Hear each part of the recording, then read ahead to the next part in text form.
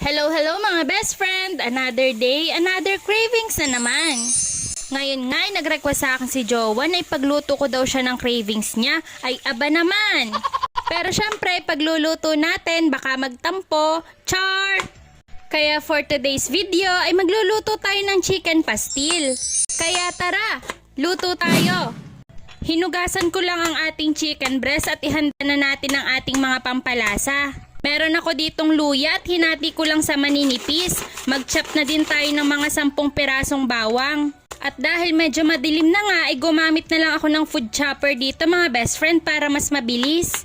Meron din akong puting sibuyas dito pero dahil konti lang naman ang lulutuin natin ay kalahati lang ang gagamitin kong sibuyas at i-chop lang din natin ito sa maliliit.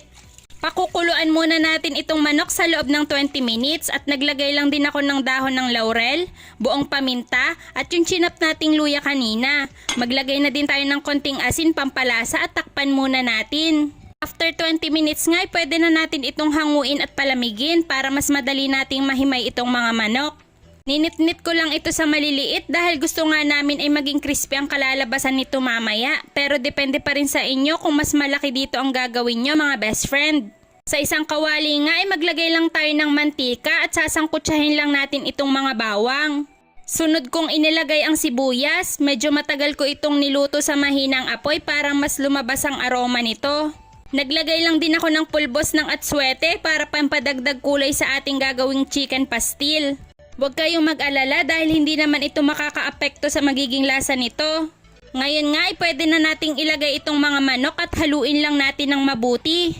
Naglagay lang ako ng 1 tasa ng pinagpakuluan natin kanina. Isinunod ko na din ang toyo, oyster sauce at kalahating nor chicken. Naglagay lang din ako ng 1 kutsarang asukal dito. Maglagay na din tayo ng suka at wag muna natin itong hahaluin sa loob ng 2 minuto. After nyan ay maglagay din tayo ng 1 kutsarang butter. Hayaan lang natin na ma-absorb lahat ng mga pampalasa na nilagay natin dito. Ito nga ang chicken pastil ay trending na trending dati pero medyo napag-iwanan nga tayo ng panahon kaya ngayon pa lang natin ito masusubukan mga best friend. At para mas sumarap nga ito mga best friend, sa halip na siling pula ay chili garlic ang ilalagay ko dito at haluin lang nating mabuti. Dahil nga gusto natin ay medyo crispy ay medyo matagal nga nating niluto ito mga best friend. Pero dapat ay halu-haluin din natin para hindi ito masunog.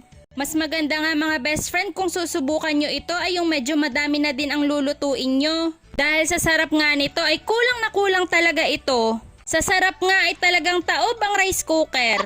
Ay alam nyo ga mga best friend, parang naging mang-inasal na. Pagkaubos ng kanin sa plato ay may pa-refill na ulit.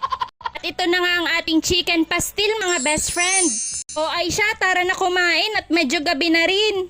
Lalong nakakaganang kainin dahil may sipa ng anghang. Pati nga yung bunso kong kapatid nakakain na ay napakain pa ulit. O Aisha, hanggang sa susunod ulit na katakawan ha. Huwag mong kakalimutan na i-like, i-share at mag-comment sa video na ito mga best friend. Kung hindi ka pa naka-follow ay follow mo na itong ating page. Mag-iingat kayo palagi. Bye!